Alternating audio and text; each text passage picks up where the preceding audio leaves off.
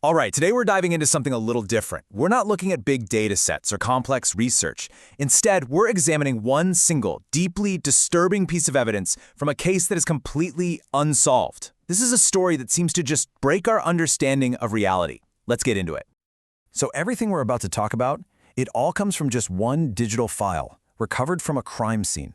It's a simple text note typed on a smartphone, and the investigators just labeled it Case Evidence 893.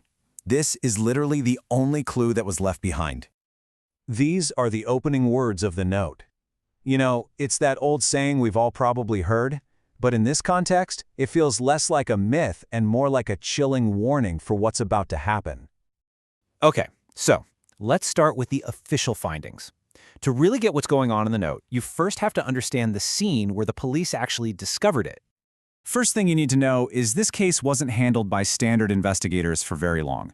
Because the evidence was just so bizarre, so physically impossible, it was officially classified as unexplained, with a little side note, paranormal. At its core, though, this is a missing persons case. A man just vanished, without a trace. And this note, found on his phone, is the very last record we have of him. And the details of the scene, they're absolutely crucial. The phone was found in a bathroom that was locked from the inside. The mirror on the wall was completely shattered, and the note itself was timestamped at 3:03 a.m., probably just seconds after the events he's describing took place. So what did the subject himself have to say? We're now looking at direct quotes from the note, his final account of what happened in that room. It starts out so normal, doesn't it? It's a completely relatable moment. It's late, he's tired, he's just looking at himself in the mirror. It's something we all do every single day without ever giving it a second thought. And this is where that normal, everyday reality just breaks.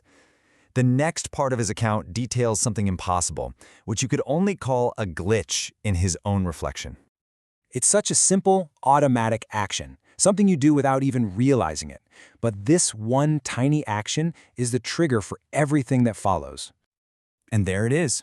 The laws of physics, the way light is supposed to work, they just stop applying. Can you imagine that moment?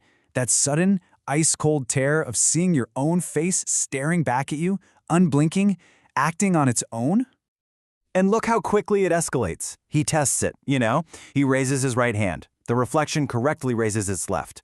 But then it asserts its own will. While he's just standing there staring in terror, his reflection smiles back at him, this wide, unnatural grin that he himself isn't making.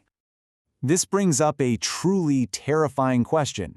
If you are seeing something impossible, how do you prove it? How do you even confirm for yourself that you aren't going insane?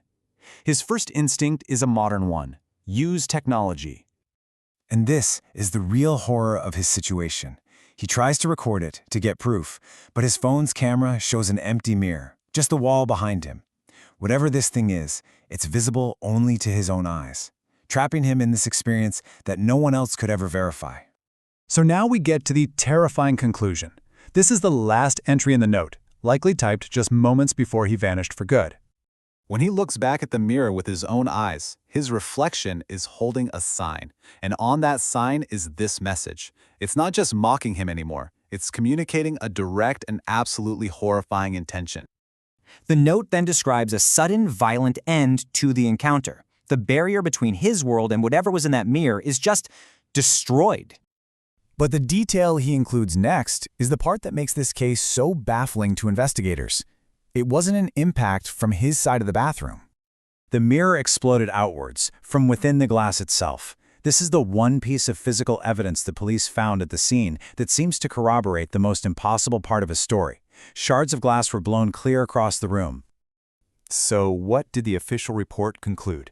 After analyzing the subject's note and all the physical evidence at the scene, what was the final word? The investigator's note is as cold and empty as the scene itself. The man was gone. The only things left were his phone and a mirror that was shattered in a way that simply defies any rational explanation. And that's the question we're left with, isn't it? This case file offers no answers, only a disturbing account of a man's final moments and one lingering, impossible question. What exactly happened at 3:03 a.m. in that locked bathroom?